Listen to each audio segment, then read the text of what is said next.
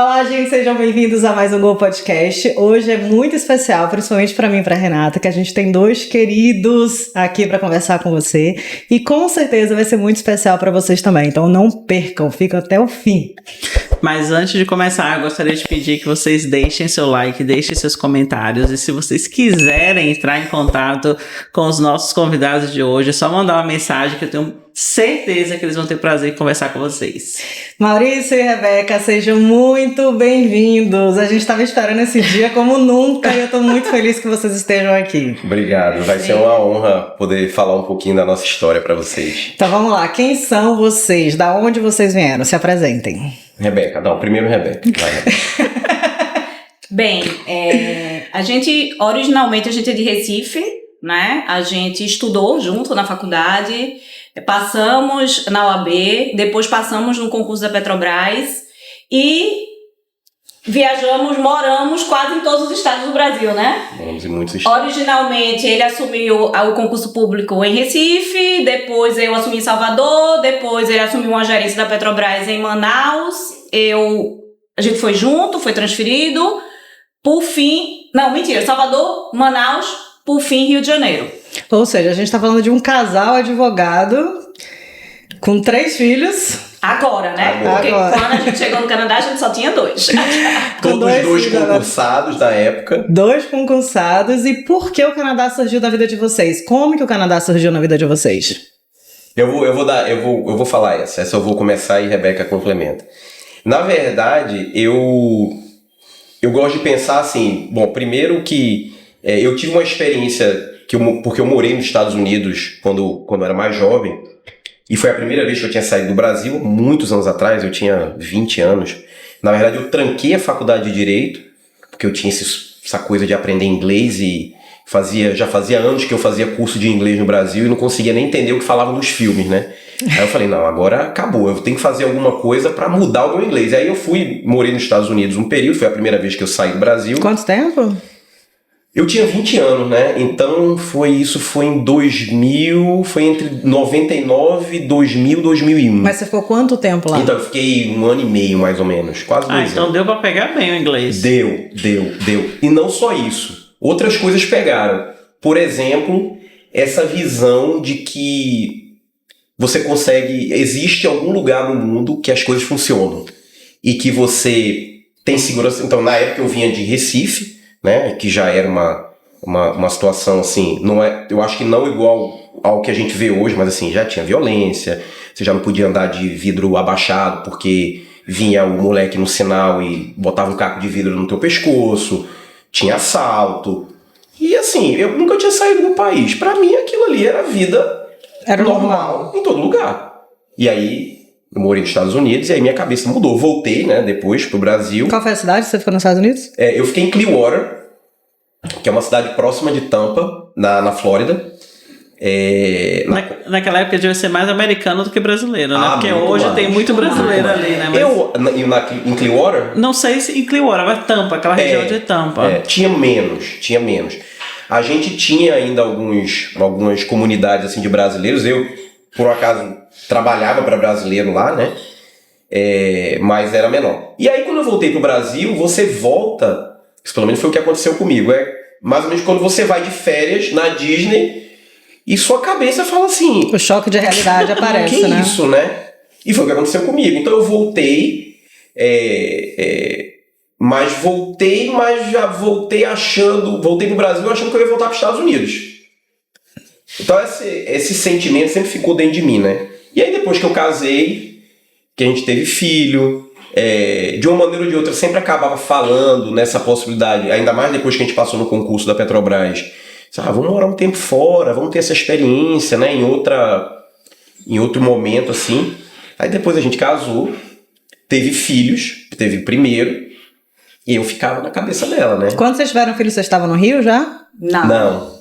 A gente foi pro Rio quando os meninos estavam... O Gabriel tava com 5, o Henrique com 3, né? A gente tava em Salvador. Quando e Gabriel até então eu nasceu. não tinha vontade de sair do Brasil. De jeito nenhum. Quando ele falava, chega a me dar um arrepio. Você já tinha tido alguma experiência internacional ou não? Nunca. Mas a sua mãe tava viva naquela época? Não, minha mãe já não estava mais viva.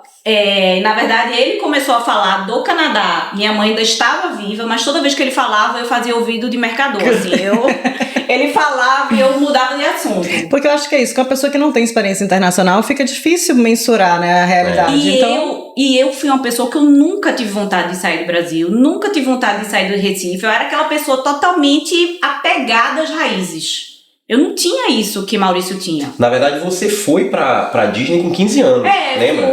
Fui de intercâmbio, 15 anos e tal. A gente ia muito pros Estados Unidos e toda vez que a gente ia, a gente falava, quando a gente se aposentar, a gente quer vir morar aqui. Qual foi a virada de chave? Tô curiosa. Não, isso acontecia muito mesmo. Assim, a primeira vez que a gente foi junto Gabriel tinha um ano, 11 meses. A gente foi Miami e Orlando, né? Aí a gente chegou em Miami assim, falou, é aqui. A gente vai comprar um apartamento e a gente vai se aposentar aqui. Só que óbvio, né, assim, apesar da gente nós éramos já advogados, mas assim, a gente não faz ideia do que tem por trás de uma imigração, legalmente falando, né? Ainda mais naquela época, né? A gente não tinha noção. E ainda mais para os Estados Unidos, né? Porque, assim, é muito mais fácil, e acho que a gente é a prova disso, você transformar esse sonho em realidade, vindo, pensando, planejando no Canadá do que Estados Unidos.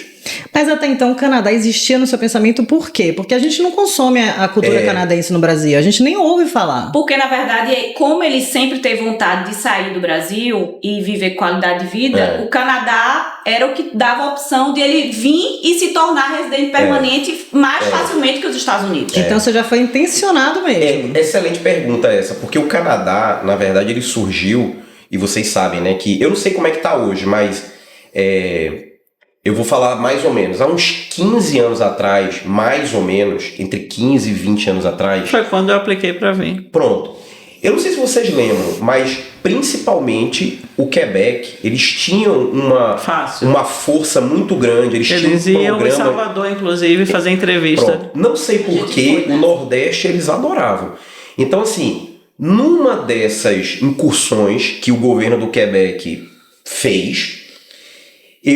Eu vi. E na época, eu tinha essa história na cabeça, essa ideia de, poxa, eu queria muito proporcionar isso pra minha família, morar fora, meus filhos e tal. Falei, Quebec. Por quê? Porque na minha cabeça eu já tinha muito claro a dificuldade de você se regularizar nos Estados Unidos. Então eu falei, é Quebec.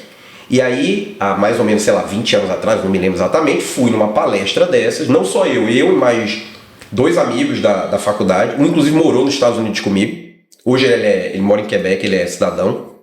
Desde aquela época ele seguiu esse plano? Então, foi. Porque o que aconteceu? Eu fui na palestra, a gente falou, dele é nosso cliente. Vamos fazer esse programa. Na época, era só preencher formulário, tinha uma entrevista em francês que era muito meia-boca. Era muito meia-boca. Era né? ça va, bonjour, como tu t'appelles. Pronto, passou. Se conseguisse falar o básico, eu entrava. E aí eu até cheguei a fazer francês. Saudade e eu também me obrigou a fazer francês. Aí ela fez também francês. Tu fala francês, né, velho? Não falo nada. Eu comecei a estudar, desisti no meio do caminho. E aí, dossiê pronto, documentação toda. Eu me lembro até da pastinha, tudo pronto. Aí... Só que aí eu acho que foi quando a gente descobriu que tua mãe estava doente. Minha mãe ficou doente. Né? E a gente tinha acabado também. Eu não estava grávida ainda, eu não tinha filho, a gente não tinha filho ainda. A gente não tinha passado no concurso da Petrobras ainda. Eu advogava num escritório em Recife, um escritório muito, muito conhecido. E assim, vamos embora. Tudo pronto, aí descobrimos, aí não, vamos botar o pé no freio. E aí veio uma coisa atrás da outra. Logo depois eu passei no concurso. Ela também já tinha passado, só que não tinha sido chamada ainda, mas estava na lista de espera. Aí se abandona. Mas a essa altura, eu já conhecia um pouco do Quebec. A semente já estava plantada, né? Já estava plantada. Eu já conhecia que, né, eu já sabia mais ou menos que existia vou chamar um método, um processo que se você seguisse, fatalmente você ia se regularizar. Que é o que todo mundo quer, né? Você chega aqui... Querendo o quê? Querendo seu PR, sua residência permanente, né? E pronto, aí foi assim. Mas aí passamos no concurso e eu disse, pronto, agora ele vai desistir, né? Porque assim, nossa, graças a Deus passamos no concurso público, ele vai esquecer o projeto Gente, Canadá. Os dois concursados é a estabilidade que muito brasileiro procura, né? Ainda mais na área de advocacia, remuneração muito boa. Realmente, Maurício, você deve ter feito uma batalha grande aí com essa daí, né? Mas Eu digo que não foi ele, né? Foi Deus. Porque assim, eu não queria de jeito nenhum. E aí foi quando a gente foi pro Rio de Janeiro. isso. Tudo e aí, mudou no Rio de Janeiro. chegar no Rio de Janeiro, a gente passou por várias provações, assim, de violência. É. Então, assim, apesar da gente conviver com todo mundo que é do Rio de Janeiro e ninguém passar por nada disso, a gente voltou em contramão, de túnel, porque tava tendo tiroteio Deus dentro. me livre. Eu não consigo imaginar essa realidade na minha vida. Eu não consigo imaginar viver em um lugar que está em constante guerra. As Era pessoas assim, que estão eu lá, me os senti. cariocas não sentem. Eu vivi no Rio 10 anos e eu percebi isso. Pra carioca é natural. É como se já estivesse fazendo parte da vida deles. Agora tá tendo um Exatamente. pouco mais atípico, mas no geral era natural. Eu senti esse baque no Rio também. Eu falo que o Rio que me trouxe pro Canadá. Exatamente, foi o que aconteceu comigo. E aí eu comecei, tipo, esse pânico se instalar. A gente, na época, já tinha 2 filhos. E ele, Canadá, não quero Petrobras, eu quero ir embora. E aí foi a violência, é isso, foram chuvas de acontecimento. Explodiram um banco embaixo no prédio vizinho do nosso. A gente acordou achando que estavam explodindo o nosso prédio. Misericórdia. Botavam os reféns assim, todo mundo rodando. A gente voltou na contramão de túnel. Eu cheguei um dia, nas 5 e pouca da manhã, na Bodytech do Rio Sul, embaixo do tiroteio.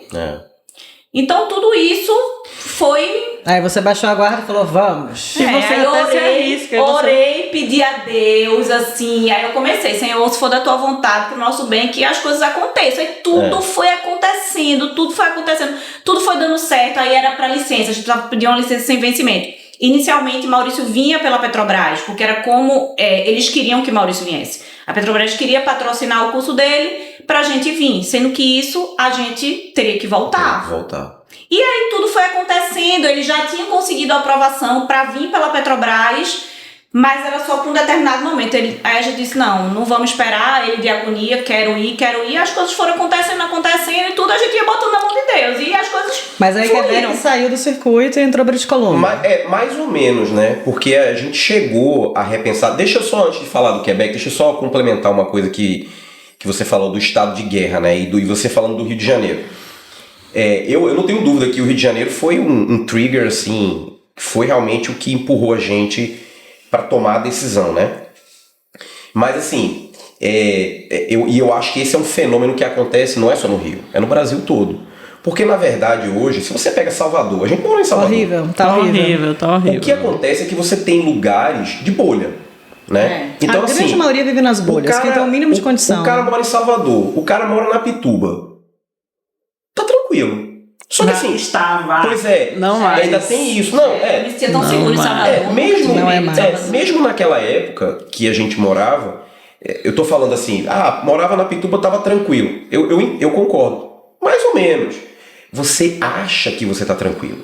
Então, por exemplo, no Rio, a gente morava na Zona Sul. Hoje em dia, ainda é um dos poucos lugares que você sente que a população tem algum nível de tranquilidade. Mais ou menos. Porque não você é vive tranquilidade. prisioneiro, da sua casa, do seu carro blindado. Você acostuma. É horrível. Você acostuma. Eu tava vendo, por causa dessa incursão no Rio de Janeiro aí esses dias, né? Eu tava assistindo o noticiário. E eu vi em algum lugar, não me lembro, que agora tem... Eu não sei se eu tô falando agora, mas de repente isso já é até antigo. Tem táxi blindado. Nossa. O cara te oferece no aplicativo e tem lá, blindado, não blindado. Não, gente, isso é assim. E eu pegaria o blindado. Pois é. Não, antes da gente vir, acho que uns 6 meses, pra ele, se eu quero blindar Rebeca o carro. falou, vamos blindar o carro. Eu falei, não, o que blindar o carro? Tá maluca? Eu blindar o carro? Comprar vai muito. embora Na minha época, eu não tinha dinheiro pra comprar um carro blindado, porque ainda era muito caro, né? Não tinham tantas lojas de blindagem de carro. Eu tô falando de 10 anos atrás, mais de 10 anos atrás. Eu queria comprar um colete à prova de bala. Agora imagine eu andando na rua com um colete à prova de bala. Era esse nível Mas de eu vou te loucura. falar, assim, eu acho que é o futuro. É Não, triste. mas isso pra gente, que não é de Porque o lá, cara- para as pessoas que são de lá, é comum. Tipo, todo mundo, nossos amigos da Petrobras, as pessoas riam de mim. Rebeca, você é muito medrosa, anda com um escudo. Não, mas deixa eu te falar, Gabriela morou lá e eu lembro, porque assim, a violência de uma bala perdida era algo distante pra gente que morava em Salvador. Ela teve amiga que morreu com bala perdida. Duas amigas. No Uma- Rio e em Salvador. Não, Rio, as duas no no Rio. Rio de Janeiro. Eu trabalhava na Red Bull e uma das meninas que trabalhavam comigo tava voltando pra casa e teve tiroteio de gangue, o carro dela foi metralhado, morreu. Ponto. E a outra, casada com um policial, também parece que envolvida ou não sei os detalhes, mas o carro dela foi alvejado e ela também morreu. Na minha cabeça até seria ser eu. Tipo, não tinha como, entendeu? Pois é, e esse eu acho que é um sentimento que eu tinha esse sentimento, sabe? Assim, eu morava na Zona Sul, eu ia trabalhar de metrô, eu andava um pedaço até o metrô, e eu andava um pedaço até o metrô que assim, não tinha porquê eu sentir medo, mas eu tinha medo, entendeu? De ser assaltado e de me mexer indevidamente e levar um tiro. Mas por que eu tô trazendo isso? Porque a gente estava falando do concurso, né? Por que eu tô falando isso? Porque Gabriela estava falando, realmente, vocês dois concursados, mas aí é que eu acho que tem uma balança que tem um peso invisível, que é tudo que o dinheiro não consegue te proporcionar versus o que o dinheiro te proporciona. E assim, vou ser bem honesto, financeiramente foi uma diferença muito grande pra gente. A gente já tá aqui há quase 6 anos, né? Não. Mais, Maurício? Vai fazer 7, não? Vai fazer 7 agora em dezembro? A gente chegou em dezembro de 2018. 2018. Só um parênteses, pra quem não sabe, a Rebeca é a nossa chefe do operacional, então ela tá aqui com a gente na Gonorte há quanto tempo? 6 anos. 6 anos. Eu entrei na Gonorte em 2019. Gente, o tempo tá voando. 6 anos. Então, assim, teve diferença pra gente financeira? Teve. Óbvio. Mas e o resto? Outro dia a gente estava conversando sobre isso em casa, né? Porque não tem jeito, eu acho que o imigrante, ele sempre se questiona, né? Vai sempre se questionar. E se eu não tivesse vindo? E se eu tivesse ido para outra província? E se? E a gente se pergunta isso. E assim, financeiramente, talvez eu estivesse melhor no Brasil, ninguém sabe, ninguém tem bola de cristal, mas hoje todo o resto que o Canadá me proporciona não tem comparação. Mas vem cá, vamos lá, um parênteses aqui. Eu lembro, quando eu peguei o currículo do Maurício, não que eu peguei o currículo dele, mas a Rebeca me falando sobre a vida dele. Ele é uma pessoa diferenciada. Você tem um nível intelectual diferenciado. Obrigado. Então, bom saber. Vou botar isso no meu resume. Não, faz parte de um núcleo de amigos, assim, que eu tenho, de pessoas que eu tive a oportunidade de conhecer, que eu falo, essa pessoa é diferente. Ela tem algo assim a mais do que o padrão normal. E eu falei pra Rebeca quando eu conheci ela, eu falei assim, Rebeca, tenha paciência que seu marido vai longe aqui. Eu tenho certeza que ele vai longe. E as coisas estão acontecendo pra você de uma forma surpreendente pra a maioria, assim, pra média dos imigrantes, você hoje está numa posição de canadense. É verdade. Então fala onde Deus te colocou aqui nesses 6 anos, que pra vocês pode até parecer muito, mas não é muito. 6 anos é muito pouca coisa em outro país. Para um recomeço de vida, né? Com certeza. Para um recomeço de... Onde Deus te colocou? É excelente, Renata. E é isso, né? Às vezes a gente esquece de refletir sobre esse tipo de coisa, né? Não, mas é excelente essa tua colocação. Porque quando a gente pensa, né? Por exemplo, no Brasil, você se forma... Estou generalizando, né? Claro que você vai ter... Tem pontos fora da curva. Tem. Mas assim, você se forma... Quanto tempo você leva para fazer a sua carreira alavancar? Muito. 15 anos, 20 anos? Dependendo da carreira, muitos nem conseguem, né? Se você conseguir, né? Então a gente está aqui há 6 anos e é verdade. Você, assim, foi muito trabalho. Assim, eu acho que isso é um recado que eu acho que as pessoas que querem migrar têm que entender isso. Vou falar até o jargão carioquês aqui, não tem almoço de graça. Não tem. Tem que trabalhar. Então, mas peraí, eu sei que eu vou te interromper, mas eu acho que é pra organizar seus pensamentos. Vocês resolveram vir, aí você veio estudando. Foi. Foi. A gente sabia que precisava ter algum nível de planejamento. Então, assim, uma coisa que eu já digo, assim, até para quem tá ouvindo aqui, e não é propaganda enganosa, não. Tem que ter estratégia. Tem. E não adianta... não vou dizer que não adianta. Até adianta você olhar vídeo no YouTube, ver uma pessoa falando. E eu sei que vai parecer também repetitivo, mas cada caso é um caso. Por mais parecido que eles sejam, né? As situações das famílias, etc. Então, assim, primeiro, tem que ter, na minha opinião, tem que ter o apoio de uma consultoria para te ajudar a pensar esse processo. O que faz sentido pra você não pode não fazer sentido pro E foi outro. assim que a gente iniciou, entendeu? Quando ele desistiu do Projeto Quebec, tinha duas opções. Ou vir diretamente com o PIA, ou vir como estudante e visto de trabalho. Isso. Como ele não tinha o nível de inglês e nem a idade pra gente pontuar e vir direto como residente permanente, a opção que tinha era estudando.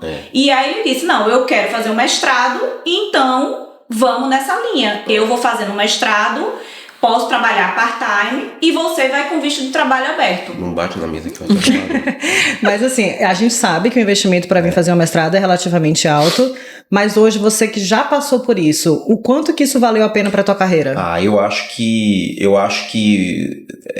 valeu muito a pena. Eu acho que primeiro que assim é a oportunidade que você tem, né, de se integrar culturalmente, né? É a oportunidade que você tem de melhorar o seu inglês e é a oportunidade de você ter oficialmente uma certificação educacional local. Isso é até outra coisa que eu acho muito bacana aqui no Canadá, é que assim, existe uma valorização pelo que você fez e o que você era no Brasil, né? Eu acho que assim, não existe, pelo menos eu defendo essa tese, de que não existe uma descontinuidade total. Eu acho que não, mas acho que tem um peso quando você se forma aqui, né? Tem, sem dúvida. Mas isso é até interessante, porque na época, eu não sei, eu acho que hoje talvez essa tenha sido uma estratégia que a gente olha para trás e talvez se a gente talvez tivesse feito diferente e ela tivesse vindo estudando e eu tivesse vindo trabalhando, talvez a gente tivesse acelerado esse processo. Mas também, né? Se tivesse feito assim, a gente não estava aqui. As crianças estavam pequenas também. E você, através do seu estudo, você conseguiu estagiar em escritório de advocacia. Você conseguiu fazer um currículo, eu acho, que te ajudou a chegar no patamar que você está hoje. Sem dúvida. E aí, voltando na tua pergunta, né? De falar um pouco de como foi isso, né? Então, primeiro, o mestrado, né? Que eu fiz um MBA, na verdade. E, de novo, né? O MBA canadense não é o MBA do Brasil, porque no Brasil as pós-graduações que são consideradas lato sensu, por algum motivo, eu não sei exatamente porquê, o MEC permite que elas se autodenominem MBAs, mas aqui não é, o MBA é um mestrado, é um curso stricto sensu, equivalente a uma pós-graduação stricto sensu no Brasil. Então eu fiz, e aí começou o desafio de carreira, né? Porque num primeiro momento o que eu tinha em mente era assim, bom, talvez eu queira não continuar na carreira jurídica. Eu quero abrir portas para outras experiências. Mas assim, não tem jeito. A advocacia está no meu sangue. Quando eu falo advocacia, assim, eu vou até me restringir mais, porque eu não sou advogado hoje aqui. Ainda? Ainda. Tá no processo? Na verdade, eu já até terminei o processo de validação de diploma e tudo, mas existe um outro passo que é muito específico daqui da província, do Canadá como um todo, né, para você ter a licença, fazer call to the bar, que eu me permito dizer que Deus não disse que não é o momento para eu ir por essa porta ainda. Mas então, aí eu comecei... acabei sendo atraído de novo pela advocacia, até por uma questão de lógica profissional. Isso foi uma opção que eu tive que fazer, porque assim, eu amo o direito. Então eu nunca tive problema de dizer assim, se eu tiver que trabalhar com direito no Canadá, eu vou feliz, amarradão. E foi isso que aconteceu, porque eu descobri que a minha experiência do Brasil tinha valor aqui.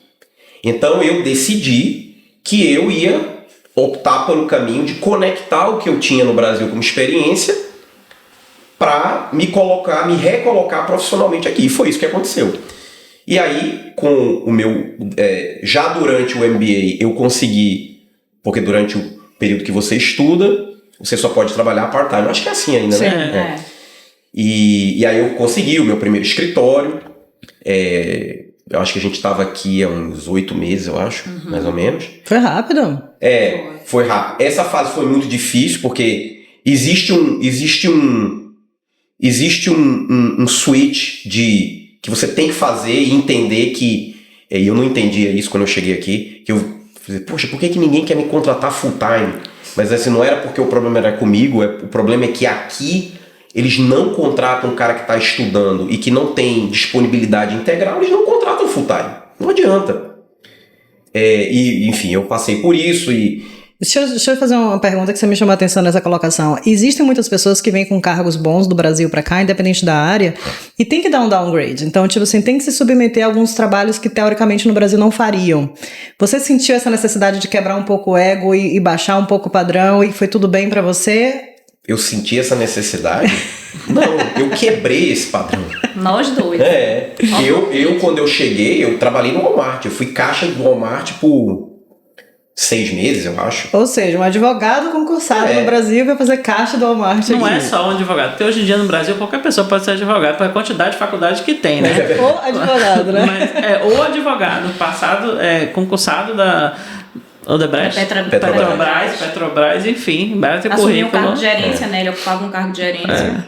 Enfim. O ego esqueceu. Até porque a gente veio com essa cabeça aberta de dizer assim, importante, a gente tem que estar preparado. Não, isso é fundamental. Isso é fundamental. E de novo, eu não estou dizendo que todo mundo tem que vir com a cabeça aberta, mas você tem que entender qual é a mentalidade que você está adotando para você e seguir. Porque uma das coisas que eu acho que e a gente tem amigos assim, teve amigos que passaram por esse processo.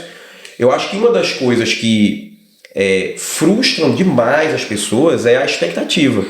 Então, se você vem com a expectativa lá em cima e chega aqui e se depara com outra situação e você não está disposto a, como você está dizendo, descer o nível ou o que quer que seja, você vai se frustrar e você vai querer voltar. Entendeu?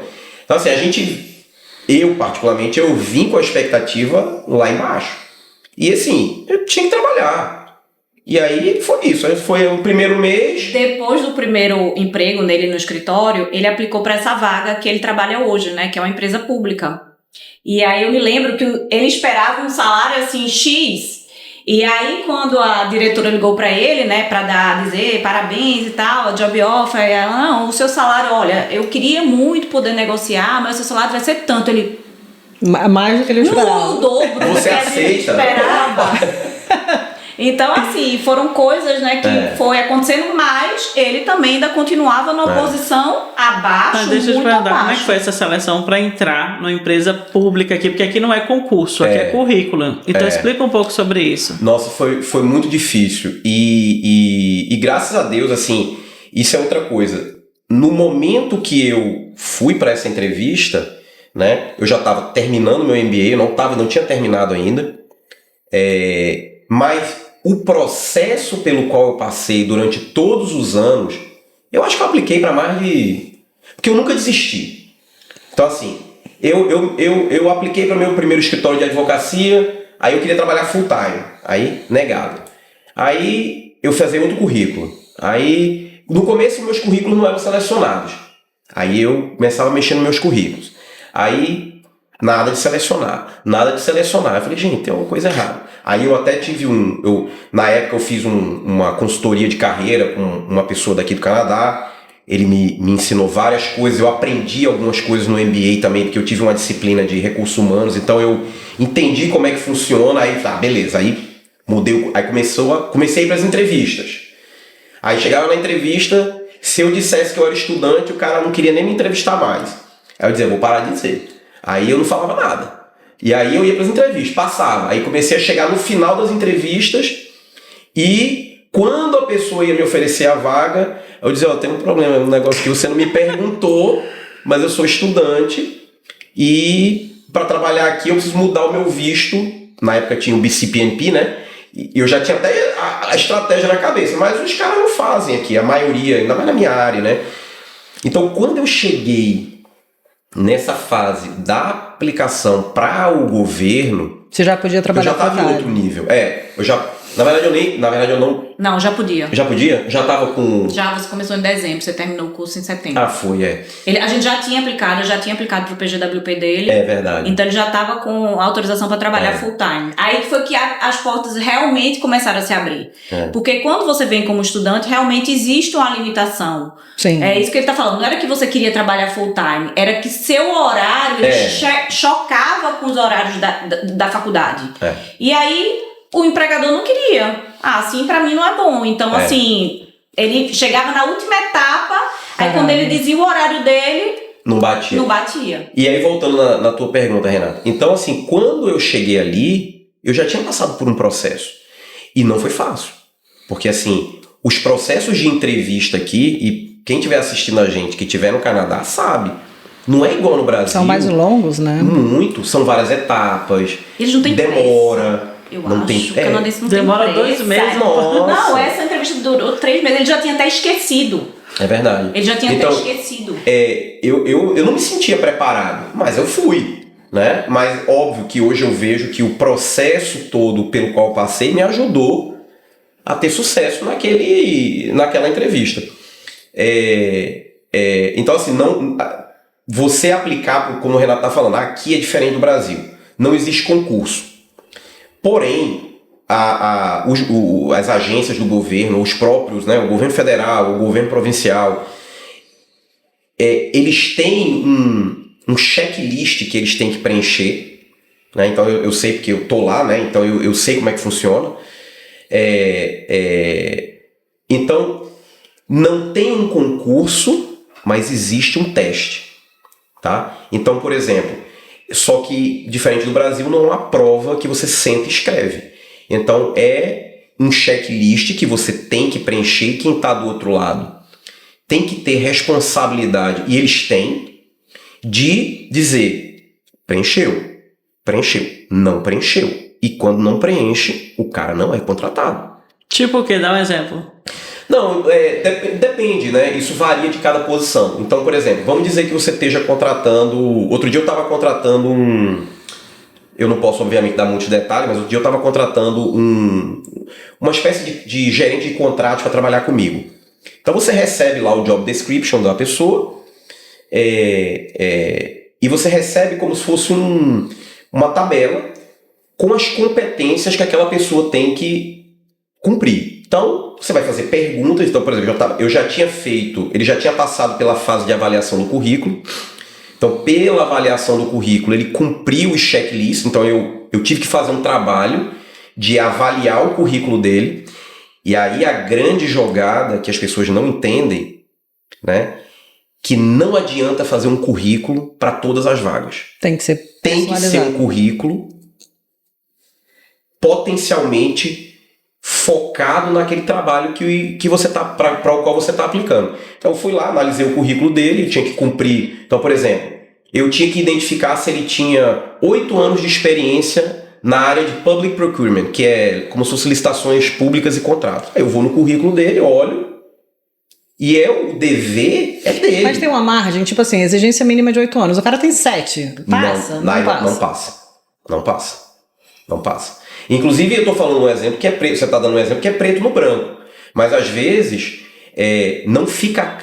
Repara, não fica claro no currículo do candidato se ele preenche aquele requisito. Gente, como é que alguém aplicou para uma vaga que não está absolutamente claro no currículo dele que ele tem a experiência mínima exigida? Ou seja, aquele texto meio vaselina não passa, né? Mas uma coisa, assim, até para não se prolongar nesse negócio, mas uma coisa que Maurício fala muito é que a gente, brasileiro, a gente é muito qualificado. Então, hoje, hoje ele está na posição diferente, né? Hoje é ele quem entrevista, é ele quem contrata. Ele pega muita gente que, assim, que ele olha assim, nossa, isso aqui uma pessoa faz um tapa nas costas. Esse trabalho, entendeu? Agora, uma pergunta curiosa, assim, que eu acho que vai fazer diferença para muitas pessoas. Eu sei que o Canadá é aberto para imigração, todo mundo veio de algum lugar e tal, mas na hora de uma contratação, a nacionalidade interfere? Não. Que bom, né? Não.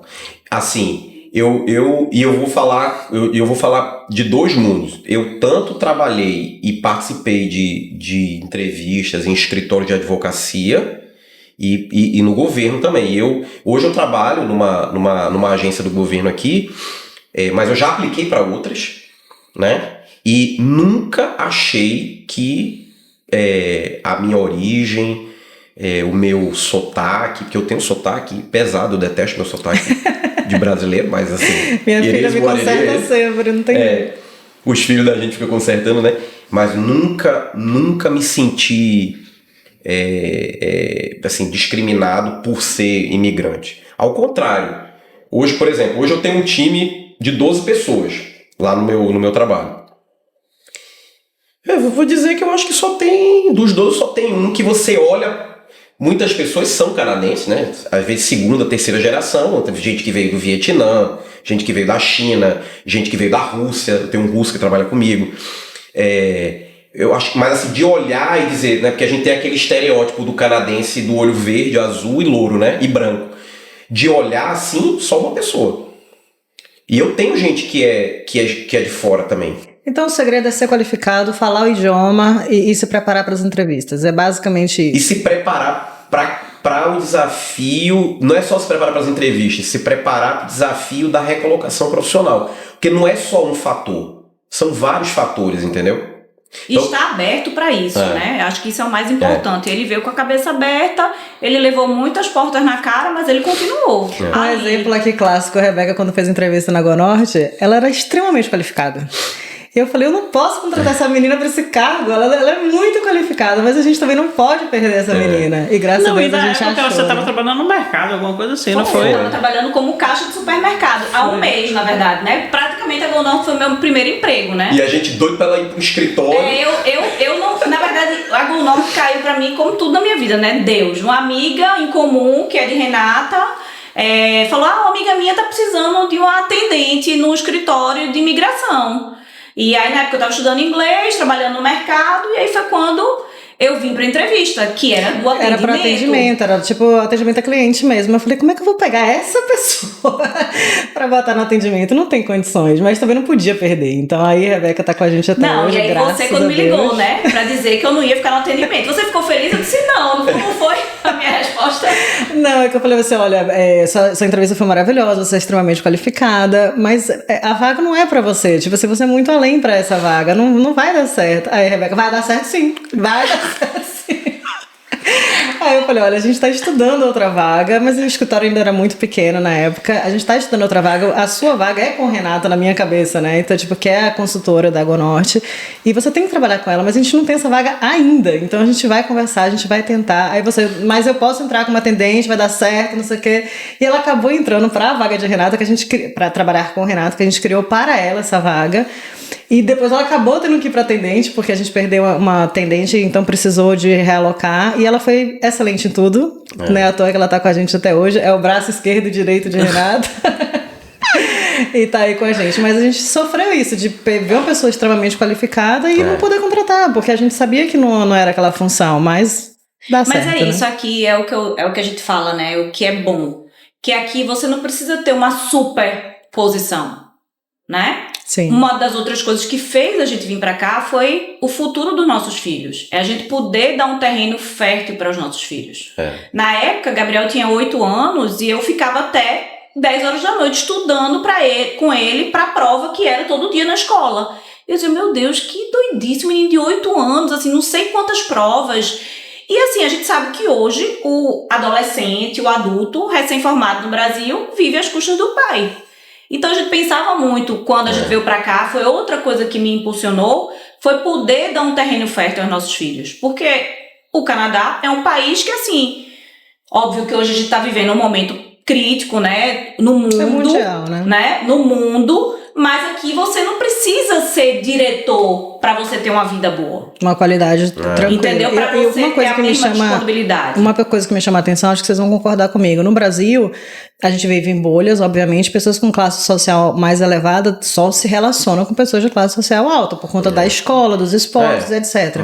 Aqui eu acho interessante que a maioria das escolas são públicas, né? Existem escolas particulares, mas são públicas. E hoje os meus filhos, eles estudam com pessoas relativamente mais simples, como também muito mais ricas. E eles têm as mesmas chances, porque eles estão tendo a mesma base intelectual. Então, essa possibilidade de igualdade de concorrência para o mercado de trabalho me deixa mais animada, assim. Desde que eu cheguei no Canadá, eu me lembro que a gente chegou em 2018, né? Foi. Em 2019, nossos filhos tinham acabado de entrar na escola, né? Os dois, e os dois receberam prêmios por ser exemplo de liderança, por ser exemplo de solidariedade, de gentileza. E aquilo me deixou assim tão emocionada, porque eu disse assim, meu Deus, eu cheguei nesse país outro dia, meus filhos não são ninguém, né? A gente não é ninguém, a gente não é nada nesse país e eles eram imigrantes. E quantos canadenses tinham na sala deles? E vou falar uma coisa que acho engraçado, que meus filhos falam dos filhos delas, dos dois. Eles com certeza não tiveram problema de adaptação, eles hoje são mais canadenses do que brasileiros, concorda comigo? Totalmente. E se destacam em tudo que fazem, né? Então os meus filhos chamam os filhos dela dos meninos perfeitos. Ai, meu Deus. Agora, vai ser tudo maravilhoso. O Maurício tá num mega trabalho, trabalha pro governo, posição já de liderança. A Rebeca tá bem no trabalho dela também, mas eu lembro que ano passado deu uma crise existencial em vocês. Eu não lembro disso não, me conta. Eu lembro, assim, tipo, será que a gente fez certo de ter vindo pra cá? E aí, quando bate por algum motivo da vida, que às vezes as coisas não saem do jeito que a gente espera, nós temos a tendência de olhar para trás. Como é que foi isso para vocês, de chegar nesse ponto? A crise foi dos dois? Foi, porque na verdade o que é que acontece? Maurício, quando ele entrou nessa empresa pública, ele por muito tempo ele era tipo assistente do diretor dentro do jurídico. E lá dentro, ele tentava aplicar para várias vagas. E ele não conseguia. Paralelamente, ele estava estudando para validar o diploma dele. Hoje a gente sabe por que ele não conseguia, né? Porque Deus esperou o momento certinho e nesse momento ficou difícil. Porque na medida que você vai fincando raízes, o custo de vida vai ficando mais caro. A gente resolveu comprar uma casa, mas a nossa casa é longe, então a gente precisou comprar outro carro. E assim a situação financeira começou a ficar apertada. E aí, ele, concomitantemente, ele não conseguia a promoção. E aí a gente chegou e disse, meu Deus, será que a gente fez a coisa certa? Será? Porque parece que nada acontece. Bate na porta e não consegue. A gente tava assim, por um momento, a gente perdeu a esperança no Canadá. Né? Disse assim, nossa, não vai acontecer, nunca vai acontecer. Não, né? Porque não era pra gente ter vindo. E aí, aconteceu. Maurício conseguiu, depois de concluiu tanto... Concluiu o curso e aí recebeu a promoção. Concluiu o curso patrocinado pela empresa que ele trabalha, né? Porque é um curso caro, é um processo caro. E aí, quando ele finalizou o curso, ele conseguiu a vaga. Já estava guardado, né? Não foi... Parece simples, mas não foi, não. Não foi. É isso que eu tô dizendo. Porque não foi uma promoção. Ele saiu do jurídico. Porque como é que funciona no governo? Você não é automaticamente promovido quando você muda de posição. Você tem que aplicar. Você tem que passar pelo processo seletivo interno. Então foi um processo. Foi tudo de novo. Ele fez todos os processos de novo. Vários meses também de espera. Testes, entrevista. Aí passou logo em 2 vagas, ao mesmo tempo. Aí foi exatamente assim. Ele foi para uma vaga que era menor. Aí quando a gerente estava entrevistando ele, disse assim, tem uma vaga de gerente, eu acho que essa é pra você. Aí deixa eu te fazer uma pergunta. No Brasil a gente tem muito isso de acreditar que as pessoas são promovidas por relacionamento. Ou seja, aqui não tem isso, é técnica. Não, mas eu mesmo, acho que você tá lá trabalhando, conhecendo as pessoas, eu acho que de alguma forma facilita. Não, claro, sem dúvida. Tem 2 aspectos aí nessa pergunta. O aspecto do que acontece no Brasil, né? Do modo como você colocou, diz assim, o cara só se promove ou só é promovido se ele conhecer o fulano de tal, né? Aqui é fundamental o relacionamento, né? Então, por exemplo, ao longo do meu período no meu trabalho, eu sempre foquei em ter bons relacionamentos, em cultivar bons relacionamentos, em ser um cara que adiciona valor. Até porque você é assim, né? Sua personalidade. Então, assim, mas tem assim, como ser diferente. Mas na hora de uma entrevista, você tem que isso botar pesa.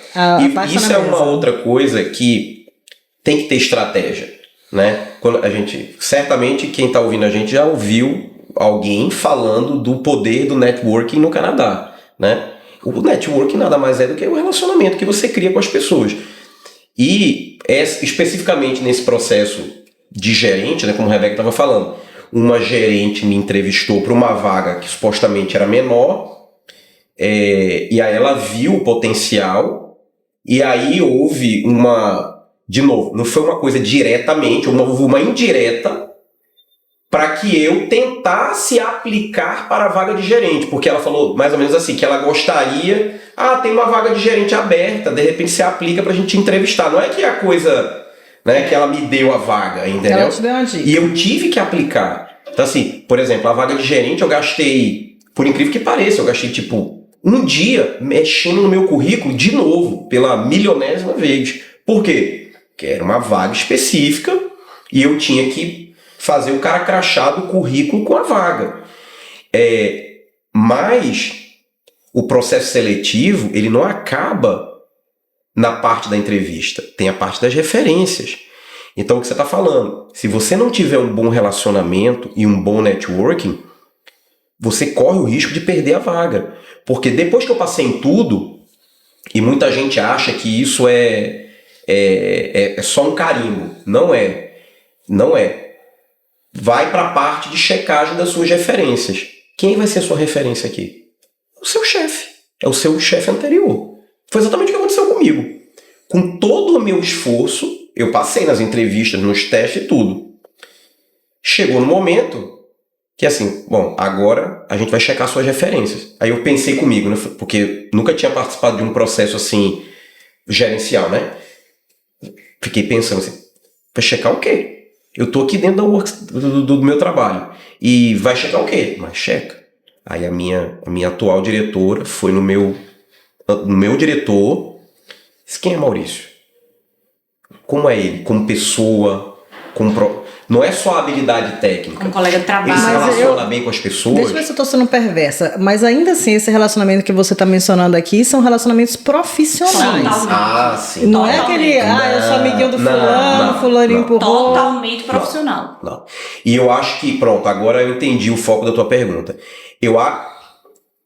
Alguém pode discordar de mim, mas eu acho que existe essa separação aqui. Quando alguém te indica para uma vaga, mesmo indicado, o cara quer saber quem é você. Ele vai te testar. Ele não vai te contratar só porque fulano de tal te indicou. Maurício não passou Entendeu? Direto porque ele trabalhava já 5 anos na empresa. Ele passou, inclusive, a vaga que ele tinha concorrido ficou lá, presa. Até eles entrevistarem o último candidato que eles tinham a obrigação de entrevistar. Eu acho isso muito mais justo, cara. Com certeza. Mesmo gostando dele, mas eles tinham que entrevistar todo mundo, entendeu? Então, assim, foi nesse momento que houve esse baque, né? Esse baque, assim, a gente já tava sem esperança, tanto que quando apareceu essa vaga, que ele saiu da entrevista, e aí, irmão, como foi a entrevista? Foi boa, mas a gerente mandou eu aplicar para uma vaga de gerente. Ele chegou em casa e disse, eu não vou aplicar. Ele já tava tão cansado de aplicar e levar portada na cara, que ele disse, não tá vendo que eu vou ficar numa vaga de gerente? Não vou. Aí eu disse, Mo, aplica. Ele, Mo, é um dia de trabalho, de ajeitar currículo. Ele aplicou. E valeu a pena. E aí foi. Entendeu? Mas assim, foi nesse momento. Porque é isso. A vida no Canadá não é uma linha reta. Mas eu acho que a vida é lugar nenhum. Lugar nenhum, mas é porque eu acho que excelente. no lugar nenhum. Mas é porque eu acho que aqui você vem com um livro totalmente em branco, Renata. Mas você também tem a chance de concorrer no mercado mais madura, Rebeca. Com então certeza. Acho que faz mais sentido até, com entendeu? certeza. Mas assim, é isso. A gente veio de uma vida que era muito tranquila. Então, quando a gente chegou e se deparou, e veja, depois de 5 anos, a gente ainda está enfrentando... Tranquila financeiramente. Né? Porque não tinha os outros tranquilidades. Ainda está enfrentando isso depois de 5 anos no Canadá, né? Na época, antes, quando ele estava nesse processo. Ainda está enfrentando esses dilemas. Foi difícil, não foi fácil. Então hoje, depois de 6 anos, o que é que vocês acreditam? Se vocês tivessem como voltar no tempo assim, valeu a pena, não valeu a pena? Totalmente. Eu não me vejo no Brasil mais. Assim, os nossos filhos não querem voltar. Assim, nossos filhos foram muito bem acolhidos. Muito bem acolhidos. Eles é uma coisa assim impressionante como Deus vai trilhando o caminho deles. Inclusive a gente foi morar longe, né? A gente mora fora de Vancouver, a gente mora numa cidade a 100 quilômetros de Vancouver. E aí o nosso mais velho, o Gabriel, ele gosta de futebol. E a gente, quando chegou naquela cidade, a gente disse, não, mas a gente vai vir pra cá, tem um futebol ali perto, ele pode fazer. E para você ver como o Canadá, ele é um país que, assim, ele insere qualquer lugar que esteja dentro, qualquer pessoa que esteja dentro do Canadá. A gente tava, como a gente diz, na roça, né? Porque a gente mora no interior. E aí um dia meu filho chateado disse assim, nunca que eu vou conseguir jogar em nível de BCSPL, agora aqui morando em Chilliwack, longe, nunca que eu vou conseguir. Pois ele foi visto jogando num jogo e ele foi selecionado. Hoje o Gabriel, ele faz parte do time de futebol da província de British Columbia. Entendeu? As estrelinhas da Rebeca. Então, assim, é como eu digo, os nossos filhos estão muito inseridos. E eles são destaque no acadêmico, eles são destaque no esporte, eles são perfeitos. Mas bota duas pessoas inteligentes juntas, né? Não tem pra onde fugir, mas assim, eu fico feliz porque muitos medos de muitas mães são relacionados à criação dos filhos. Com certeza. Tanto pela adaptação, pelo desenvolvimento acadêmico, pela vida social. Eu acho que aqui eles se totalmente, adaptaram assim, super bem. E isso é o que eu digo, eles não se veem. E é engraçado porque tá acontecendo com o segundo. A mesma trajetória, a gente corre, aí vem. Tá Henrique também no time lá da nossa cidade, foi selecionado pro time para fazer parte desse nível mais avançado de futebol que não é na nossa cidade. Então, assim, as oportunidades aqui acontecem para todos. Então, assim, só é você estar ali, à disposição, fazendo o seu, que é o que a gente fala muito para eles, né? A vida não é fácil. Vocês têm que correr atrás dos sonhos de vocês. Com certeza. E não é fácil pra ninguém em lugar nenhum. A gente que tem que lutar pela nossa facilidade, né? Pela nossa estrutura. Eu acho que vocês estão certíssimos. Eu acredito que não é fácil, mas que vale muito a pena. É isso. Então, assim, a gente não houve esse momento, até que eu conversei, eu disse, Renata é minha... Quando eu descobri que eu tava grávida, né, do meu terceiro filho, a primeira pessoa, eu não contei pra ninguém, eu liguei pra ela, eu me lembro, eu ajoelhada assim no chão, Renata, eu preciso de uma ajuda espiritual. O que foi, menina? Renata, eu tô grávida, quase desmaiando. Aí ela, ai, que coisa boa. Eu disse, não, Renata, eu não tenho condição de ter o teu filho. Ela, doa pra mim. Não, e você ficou grávida em um momento de ainda adaptação no Canadá. Você não esperava estar grávida, seus filhos já estavam bem maiores, então foi realmente um susto, né? E mais um desafio para a imigração de vocês. Eu acho que é uma bênção, assim, Deus sabe todas as coisas, Deus sabia já de tudo, desenhado na frente, ele já sabia, planejado, e sabia que aquela criança seria a cereja do bolo, como é. É o que eu digo, que é o meu companheirinho, porque ele, assim, ele é um grude comigo, é um negócio mais assim. linda do mundo. Então, assim, eu acho que tem as suas dificuldades. Não é fácil, não é, a gente não vai mentir, não é fácil, assim. As meninas que trabalham comigo, né, elas dizem, meu Deus, Rebeca, eu fico impressionada como é que tu dá conta. Realmente, a vida aqui no Canadá é muito mais difícil, porque aqui a gente não tem ajuda com a casa, com a criança. São outros desafios, Eu né? tava falando pra minha filha ontem, que minha filha, ela quer atenção o tempo todo, ela tem 17 anos, mas é aquele grude, assim, sabe? E a gente sentada, ela fazendo alguma coisa, e fala, mãe, não sei o que, mãe, não sei o que, mãe. Eu falei, Stephanie, chega uma hora do dia que eu só quero parar. Eu sei, você trabalha muito, porque é difícil, eu tenho que cozinhar, tenho que arrumar, e tem um trabalho que é um trabalho que exige de mim, então ser mãe ainda... Mas, gente, os desafios do Brasil são outros, tipo Rio de Janeiro. Eu morava na Barra, trabalhava em Botafogo, agora 2 horas de trânsito aí. Ninguém podia me substituir no trânsito. Por mais que você botasse um motorista, ainda é um desafio. Segurança urbana é outro desafio. Então a gente escolhe nossas batalhas, né? Exatamente. E eu acho que as batalhas do Canadá são mais leves, de qualquer forma. E uma coisa, voltando, Renata, no teu comentário inicial sobre esse processo de, às vezes, eu acho que é um processo até natural, né, do ser humano, de olhar para trás e dizer, e se, né? Ai, será que eu fiz a coisa certa? E foi engraçado que numa dessas crises existenciais aí... Que não durou nem um mês, tá? Foi muito interessante, porque isso faz você repensar, né? Porque, veja, qual é a única possibilidade de você se arrepender de alguma coisa? É ou você fez a coisa ou você não fez a coisa. Aí você se arrepende porque não fez ou se arrepende porque fez. Então, assim, pensa o seguinte, vamos dizer que eu não tivesse vindo. Será que onde eu estivesse agora, eu também não estaria pensando... Outros problemas. Será que eu deveria ter ido? Né? Então, não adianta. Eu acho que esse paradoxo sempre vai existir. Mas eu acho que mais importante do que... Isso é outra coisa que eu falo, que é da expectativa. Eu acho que você tem que estar preparado para sentir isso. Porque vai chegar. Entendeu? Por qualquer motivo. O meu motivo naquele momento era exclusivamente financeiro. Pô, será que, né, se eu tivesse ficado no Brasil eu não estava melhor financeiramente? Talvez. Mas e as outras coisas? Alguém vai olhar para trás, uma outra pessoa vai dizer, poxa, eu adorava a escola que meu filho estudava. Se eu tivesse ficado, meus filhos tivessem ficado naquela escola, será que eles não estariam melhores? Será é a família? Deixa minha família pra trás. Né? Cada um Sim. tem o seu motivo. Mas o que eu quero dizer foi que, assim, eu acho que isso é natural, mas eu acho que a gente tem que olhar para frente. Não adianta, infelizmente, vou dizer uma coisa que é óbvia, não volta. Não inventaram a máquina do tempo ainda para você voltar. Então, assim, ou você olha para trás e reconhece que você tomou uma decisão, assume que você tomou aquela decisão e age para fazer as coisas acontecerem a seu favor, ou você vai viver arrependido a vida inteira. Concordo, é uma briga que eu tenho com meu marido constante, é isso, que ele tem essa mania de falar, e se? Eu falei, e se nada? Nós estamos no centro da vontade de Deus, porque quando a gente toma uma decisão, a gente não toma uma decisão no impulso, você não muda de país no impulso, é algo que você pensou, você orou, você colocou aquilo dali diante de Deus, você se preparou para aquilo. Claro, momentos difíceis vão vir em qualquer lugar do mundo, mas a experiência que você tem de vida, de cultura, de proporcionar seus filhos, experiências que eles não teriam no Brasil, as pessoas que você conhece, sabe? Isso, cara, isso é muito enriquecedor.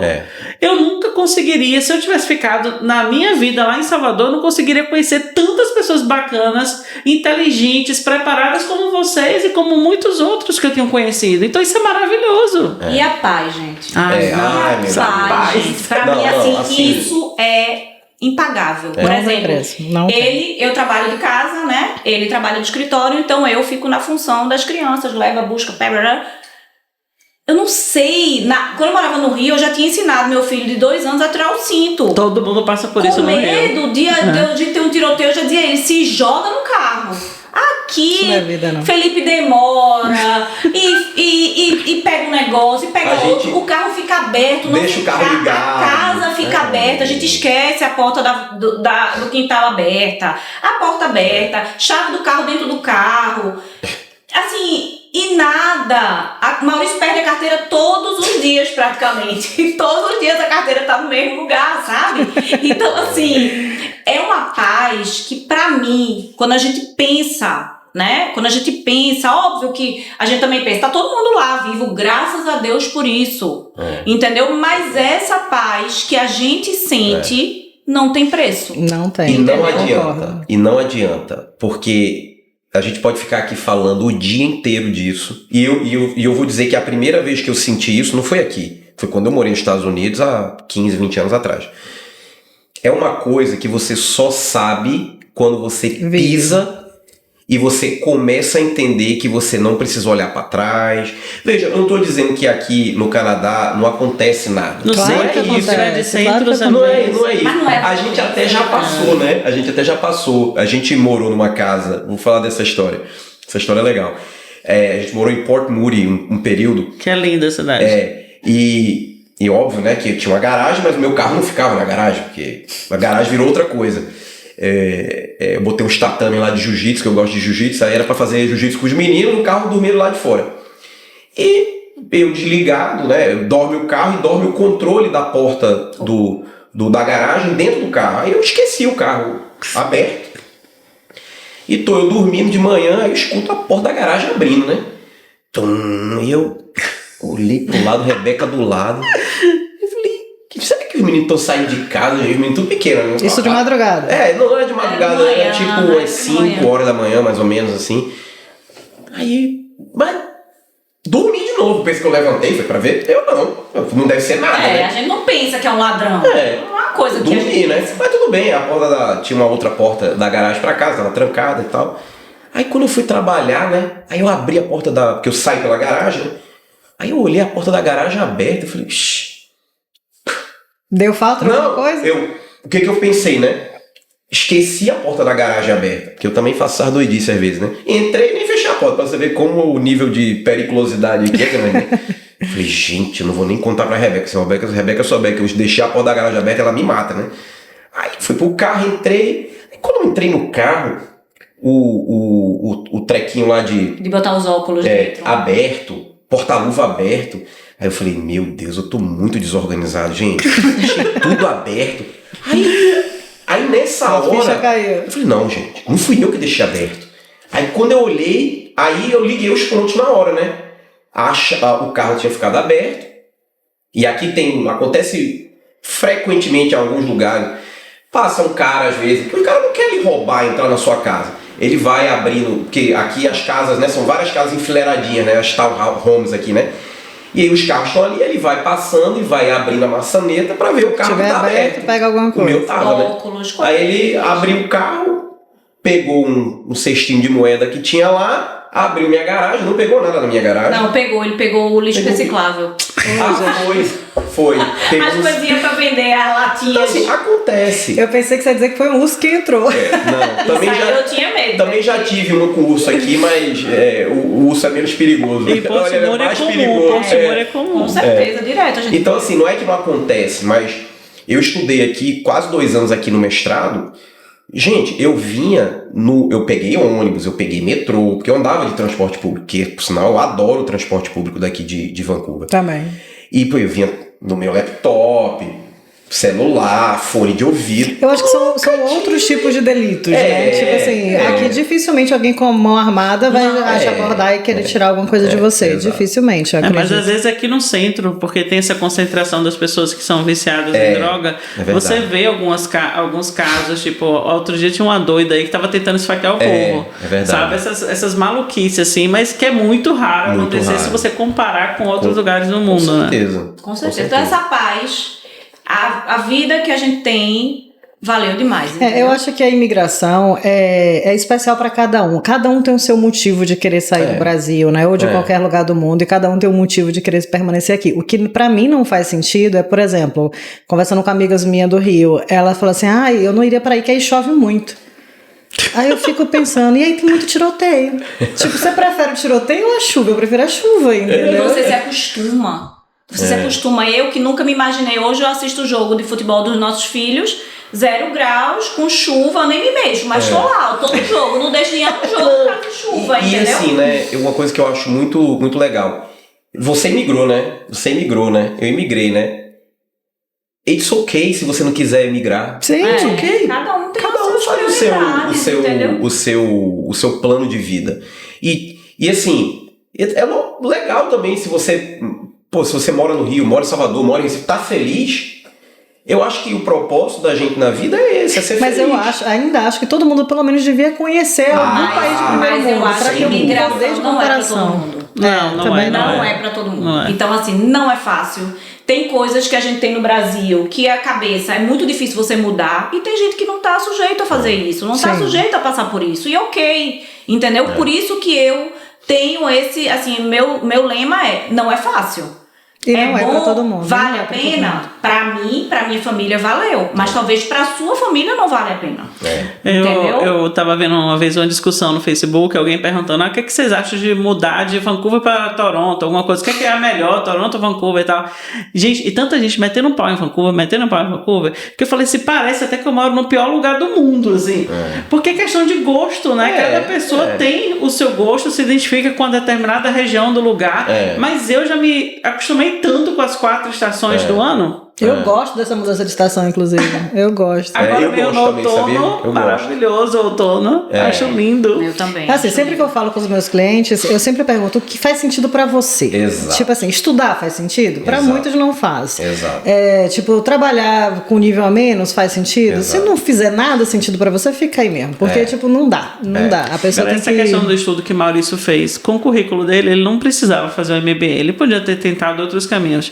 Mas eu penso que o estudo, ele, aqui no Canadá, é um investimento, não é algo barato, mas ele enriquece seu currículo de uma forma e te dá a oportunidade de você conhecer pessoas no mercado que uma pessoa que chega aqui já como imigrante não tem. Não tem. Não tem. E até a língua, né, gente? Assim, eu acho que, beleza, você não aprende inglês, mas assim, você tá ali estudando em mas inglês. desenvolve, Não é você desenvolve. assim, é um up que dá na sua carreira, que você, no Brasil, você não tem essa vivência. Por mais que a gente tivesse o inglês do Brasil, tivesse concluído o inglês, não é a mesma coisa. Eu tenho um caso engraçado. Essa semana, eu conversando com um cliente nosso, que chegou aqui com PR já, ele, semana passada, ele veio com inglês muito bom. Ele tirou o CLB, acho que 9, não lembro, e teoricamente ele fala inglês pra caramba. Não consegue se comunicar aqui. Porque eu acho que não teve a vivência. Com certeza. Não, mas aí entra outra coisa também. Tem gente que tem um senso crítico muito alto e daí a pessoa chega aqui e vê que não consegue fluir na conversa da mesma forma que um canadense. Por exemplo, quer ver uma coisa? Eu tenho pavor de ouvir os brasileiros falando inglês e isso inclui a mim mesma. Quando eu me ouço falando inglês... Somos 2. Quando eu me ouço falando inglês, aquilo... que me dá uma vergonha. Eu Mas não assim, gosto. o nosso sotaque brasileiro, pra mim, é mais fluido de escutar, até porque eu tô mais acostumada. Mas Não, é quebrado. É um inglês não, quebrado. Não, Não é gente. não. Bota o indiano falando mas inglês. Não, é pior que o indiano. É porque você... Entendeu? Nossa, é melhor. Olha, vocês vivem em Richmond, aqui tem muito imigrante. A gente mora numa cidade que tem muito canadense. Então, assim, é gritante como o nosso inglês. É quebrado. Não, Assim, é o fim É da sofrido, picada, é porque sofrido. um canadense, ele tem um inglês, assim, é muito diferente, é muito Eu brinco diferente. com os meus filhos dizendo que meu inglês é bom no primeiro minuto, porque no segundo a pessoa pensa que eu falo e desenvolve. Aí eu já fico nervosa, já falo merda, a pessoa me olha assim. mas você vê, né? Como isso aí é uma coisa... A gente tá brincando com isso aí, mas isso é muito sério. Porque isso, às vezes, Trava. faz com que a pessoa se coloque numa posição de inferioridade. Que na verdade... Eu também. Que na verdade, isso eu tô falando porque eu vivi isso, eu vivo isso, né? Não existe. Eu trabalho com gente, eu trabalho com uma equipe que tem pessoas que você... elas não são...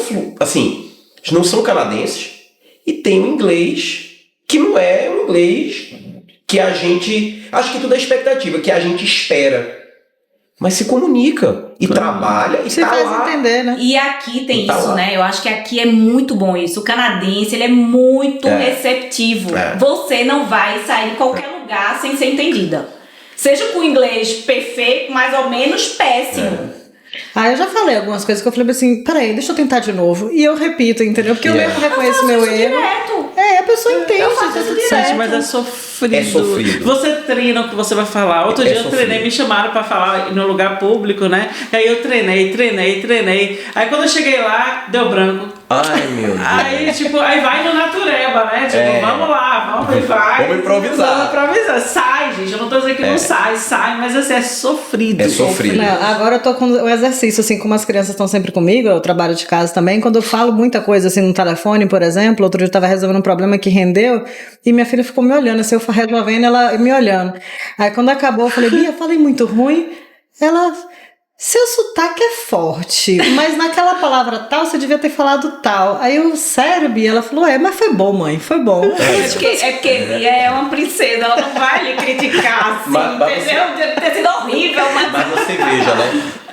E vou aproveitar para fazer um gancho aqui, porque a gente tá falando de dois mundos, né? Então, por exemplo, eu vivo isso até hoje. Então, você imagina, né? Eu sempre trabalhei no meio de advogados aqui.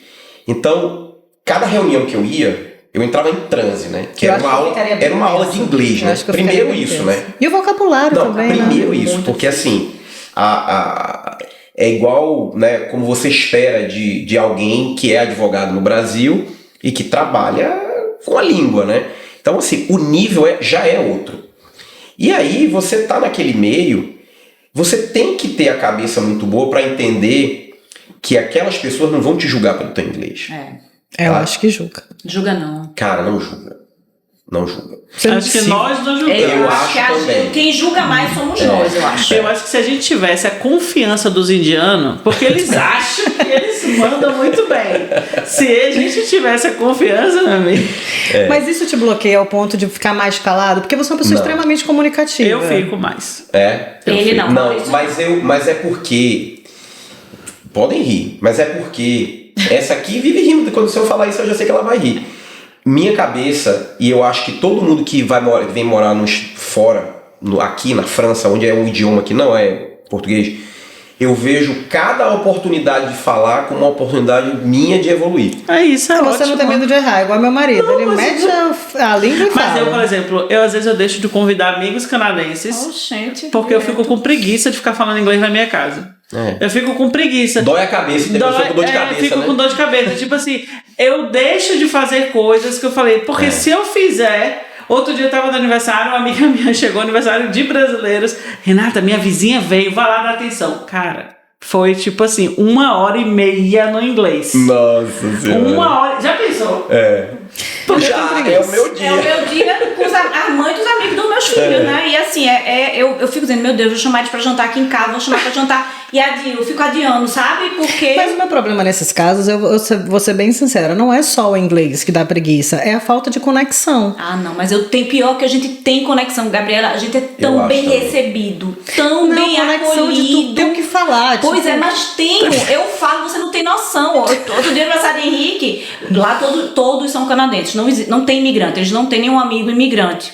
Nós somos os os únicos. ETzinhos. Pois os canadenses, eles são bem receptivos e bem entrões. Querem então, saber, assim, né? querem saber, são interessados, eles amam a cultura brasileira, eles são interessados na conversa. E aí, eu chamo, né? Eles começam na porta da minha casa, daqui a pouco tá no corredor, daqui a pouco tá na minha cozinha, daqui a pouco já tá sentado na minha coisa comendo meu bolo. Entendeu? Então, assim... Eles são interessados, eles são, assim, extremamente acolhedores. As mães me chamam pra jantar, pagam jantar para mim. Acho que eu tô precisando fazer mais amizade canadense. Outro dia ela chegou com essa história que ela saiu e não deixava ela Só pagar mulher, a conta. Eu falei, somos 3 mães. não. Mas estranho não deixar pagar a conta, porque normalmente a gente divide Não tudo aqui, paguei né? a conta, Não, não. é porque ela não, convidou. não. É, mas eu acho que foi isso. Eu também já passei por isso. Então, assim, o canadense, ele é muito receptivo. É Eu acho como eu também. me sinto bem com eles. Mas tem a língua. O tempo inteiro eu falo, Xana, desculpa Mas é isso, aí, faz tem bem, paciência Maurício, é com o meu momento inglês. de desenvolver, Mas né? é isso, é o que eu digo pra ele fala isso. Eu sou advogada, né? É minha essência. Você sabe que eu sou chata na escrita, na fala. Então, pra mim, falar errado é ferir horrível, o meu eu. Vem cá, falar errado agora, um ponto que eu tô sentindo que tá acontecendo comigo. Muitos anos já morando aqui, eu tô 14 anos morando aqui. Às vezes, palavras, eu já fico em dúvida se eu tô escrevendo Com correto certeza. em português. Eu acho que eu já não sei escrever mais língua nenhuma, nem inglês nem português. Eu acho que eu já tô no limbo, assim. Vocês não sentem isso, assim, tipo assim, aquela coisa, parece que tá sumindo o português? Sim, mas como eu trabalho em português e eu sou muito criteriosa, muito, vocês sabem disso, até com vocês mesmo. Então, assim, eu não deixo isso faltar, entendeu? Porque pra mim é isso, o inglês, falar errado é... Tanto que eu fico o tempo inteiro, meninas, paciência comigo, hein? Meu inglês, aí elas, que nada, Rebeca, você fala super bem, não sei o que, eu digo. Mas voltando aqui um pouquinho ao nosso tema base, assim, hoje, você principalmente, Maurício, se fosse dar um conselho para alguns advogados que pensam na imigração, o que você falaria, assim, pra doer mesmo? Vale a pena, não vale a pena? Segue no caminho dos estudos, vem trabalhando? Não, eu acho que vale. E você fechou, né, o cerco para os advogados, né? Porque, na verdade, né, quando você termina a faculdade de Direito no Brasil, você não é advogado. Você é bacharel em Direito. Para você ser advogado, você tem que passar na prova da ordem, né? Então, são dois mundos diferentes e o pulo é grande, porque a prova da ordem não é fácil. Na verdade, muita gente não passa na prova da ordem. Mas o que eu diria? E é engraçado porque, muita gente nova que chega aqui, eu até tenho um grupo de WhatsApp que é só de advogado, de quem é advogado no Brasil e se mudou para cá, né, em Vancouver. E eu troco muita ideia com esse pessoal que chega novo, dou dica. De tanto eu dar dica, eu escrevi um livro sobre isso, né? Vamos divulgar. Quer dizer, eu escrevi um livro, é um e-book, na verdade. Que já vai ajudar muita gente. Que mais ou menos mostra, porque isso é uma coisa que eu não sabia, sabe? Eu cheguei aqui e achava, gente, eu nunca vou ser advogado aqui. Por causa até dessa questão da língua que a gente tá falando. Eu falei, nunca. O dia que eu entrar no escritório de advocacia que eu falar inglês, o advogado vai me chutar pra fora. Não, e você descobre, inclusive, eu acho que esse é um fenômeno também muito canadense. Eu sei que isso tem nos Estados Unidos também, mas tem muita gente de fora validando o diploma jurídico aqui. Gente da Nigéria, indiano, chinês. Tem gente que sai daqui, por exemplo, e vai fazer direito na Austrália e depois volta e valida, porque não é direto, né? É só algumas coisas que... Tem umas coisas que são muito específicas da área, Porque né? na Austrália é mais fácil do que no Canadá? Tem mais universidade? Eu acho que às vezes porque aqui tudo tem limite de vaga, né? Às vezes você aplica aqui, não consegue. Não, esse é um ponto aqui, não é que tudo tem limite não, gente, aqui tem poucas universidades. Então, assim, no Brasil, você, como eu falei, tem muita faculdade de direito, cada esquina tem. Aqui não, aqui acho que aqui em British Columbia mesmo é só um lugar que você tira, aqui né? você tem direito na UBC, você tem na UFV, que é a Universidade de Vitória. Não, desculpa, a UVic, que é a University of Vitória, e daqui de Vancouver, que é a Universidade de British Columbia. Só tem essas duas. SFU não tem, não. Não, SFU não tem direito, não tem. Né? Então, eu já até esqueci o que eu estava falando. Mas assim, os passos para o advogado vir é possível, então, você já até estruturou isso. Falar com essa galera, eu falei, gente, eu vou escrever um manualzinho que é ensinando o caminho das pedras. E aí vem o pulo do gato, que não é só ser advogado aqui. Ser advogado é uma das possibilidades. Na verdade, quem tem um diploma de direito do Brasil, na minha opinião, e baseado na minha vivência, já está na frente aqui. Porque quando você chega aqui numa entrevista, você fala, você tem um law degree, já vão te olhar diferente. Sim. Entendeu? E não necessariamente você está aplicando para uma vaga de advogado, porque para atuar como advogado você tem que ter a licença, então você tem que passar pelo processo de validação do diploma, fazer, se for aqui em BC, né? Você tem que passar pelo processo da Law Society de licenciamento. Cada província tem um específico, Alberta é diferente. Então, pensar em fazer curso de paralegal é muito limitado. Existem mais possibilidades do que isso, né? Existe. Eu acho que é muito limitado. Acho que pode ser válido. Acho que é um caminho. De novo, não acho que tem uma receita de bolo, tá? Depende de cada um. Eu acho que, às vezes, fazer um curso de paralegal faz sentido, dependendo daquela expectativa e de planejamento que aquela pessoa que já é o advogado no Brasil, ou que tem o law degree no Brasil, está projetando para a vida dela. Mas eu acho que se tivesse que escolher, principalmente com as regras de imigração atuais, paralegal, MBA, mestrado, eu ficaria com mestrado. Eu também. Pela imigração, sim. Né? Pela imigração, até pelo currículo, porque é um nível a mais. E é como o Mauro está falando, assim... Você ser advogado no Brasil abre muitas portas que não necessariamente você precisa trabalhar como advogado. Exato. Você pode ir para a área de contratos, você que pode é a área imigração. dele. Você pode ir para a imigração. Você pode trabalhar. Existe um leque de áreas, até no governo mesmo, que você facilmente não precisa de um curso de paralegal para entrar. Você vê, por exemplo, onde eu trabalho, né, no governo, tem uma vaga que chama um job position, né, que chama adjudicator. O que é isso? O que é esse cara? Ele é um julgador, mas ele é um julgador que ele não precisa ser advogado.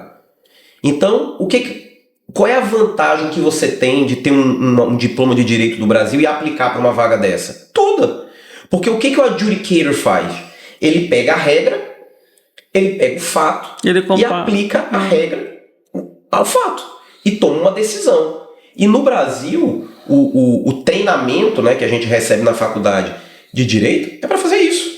Maravilhoso, então, gente. Tem muitas possibilidades. Então fiquem aí, observem bastante que Maurício está lançando. A gente vai comunicar a vocês nas nossas mídias sociais o e-book para que você saiba com os primeiros passos, como lidar aqui com a profissão de direito. E eu acho que, e eu vou te falar, eu conheço muita gente do meu relacionamento com quem eu conversei quando chegaram aqui, que foi decisivo para eles, entendeu? Como preparar Gente, eu fico imaginando quantos advogados no Brasil não conseguem realizar os grandes sonhos, né? Tá aqui, pode recomeçar e volta para aquilo que você tava falando, né?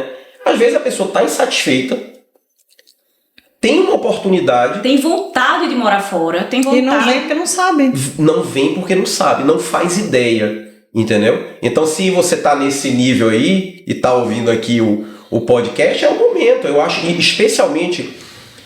falando daqueles que estudam, que é a minha área, né? Dos que estudam direito, que estudaram direito, você pode até pensar num planejamento de carreira que você se forma no Brasil. Sim. E depois vem validar o diploma aqui. Entendeu? Agora, sem sombra de dúvida, não esquecer de estudar inglês, obviamente. Claro, né?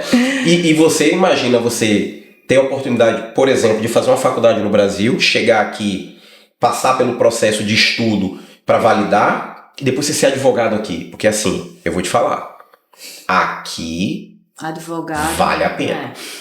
Assim, não, eu vou falar, eu era concursado no Brasil, mas né, eu tenho amigos que são da advocacia privada, tenho amigos que são muito bem sucedidos na advocacia privada, mas eu vou dizer o que eu acho que todo advogado sabe, não é para todo mundo. Tá? Eu acho que 1%, 5% dos advogados no Brasil, 5% acho que é muito, acho que é 1%. Tem aquele nível que você sonha chegar lá. É o cara que estourou na advocacia, ganha dinheiro, sabe, tem seu escritório. É 1%. Porque é difícil. O que eu escuto dos advogados, na minha família tem alguns, é que é difícil para todo mundo, inclusive quem chega lá, porque o processo do jurídico do Brasil é complexo, né? Então, para você conseguir ser uma boa remuneração, tem que batalhar bastante também. O mercado é muito, na minha opinião, né? Enfim, quem quiser discordar, pode discordar, mas assim, na minha opinião, o mercado do jurídico no Brasil é o que o Renato falou, é muita faculdade, não absorve. Entendeu? Você não tem. E aí você é um advogado, por exemplo, com experiência, eu já passei por isso. Eu trabalhava muito. Eu era tributarista no Brasil, né? Muito tempo da minha carreira. Você vai dar tem um cliente que vai te procurar, quer pedir um orçamento do teu serviço, tu dá o preço, tem 299 milhões de advogados que vão dizer que fazem a mesma coisa por um terço do teu preço. Então você não tem como. É difícil. É muito difícil, entendeu? Vamos no bate e volta? A brincadeira que a gente faz é uma palavra, vocês respondem o que vierem na cabeça, tá? Uhum. Papo reto. Começa leve. Brasil. Cerveja. Comida. Cerveja e comida, só gastronômico. Canadá. Paz. Nossa, a gente não combinou isso, hein, velho? Vai, Renato. Sonho. Felicidade dos meus filhos. Eu também, ver meus filhos assim. Eu já tô sonhando com os netos. Você já tá mais avançada. Não, você a gente também já tá mas já tem 17, né? Gabriela vai fazer 16. Não, o sonho novo. é ver meus filhos felizes e realizados aqui com a família deles, de preferência aqui, né? Porque um já tá falando ir pros Estados Unidos, mas tudo bem. Profissão. Advocacia. Ai, gente, sou suspeita, porque eu amo o que eu faço, tá? Então, assim, eu sou muito realizada no que eu faço. Eu amo trabalhar nessa empresa. Eu sei que eu preciso sonhar mais, mas eu sei que você precisa pensar em ser consultora também. Enfim, mas... Cenas dos próximos Se for consultora, vai ser uma excelente consultora. A melhor do mercado, certeza. Maravilhosa. Não tenho dúvida. Quem sabe quando a minha demanda familiar passar, né? Eu retome, né? Porque eu até comecei, né? Eu também comecei a desistir, mas pra mim não dá não. Vai. Frustração. Não tem. Não sei. Frustração. Eu acho que minha frustração é não ter aprendido o inglês com fluência mais nova. Eu acho que essa é a minha frustração. Minha mãe me obrigou tanto a estudar inglês e eu não dei valor. Eu acho que isso aí. Se eu pudesse voltar atrás, eu finalizei o curso, eu deveria ter sido mais... Hoje a minha frustração é não me sentir totalmente confiante no inglês. Eu penso assim, quando eu vim pra cá, eu pensei, nossa, 10 anos no Canadá, eu vou estar canadense. Fluente.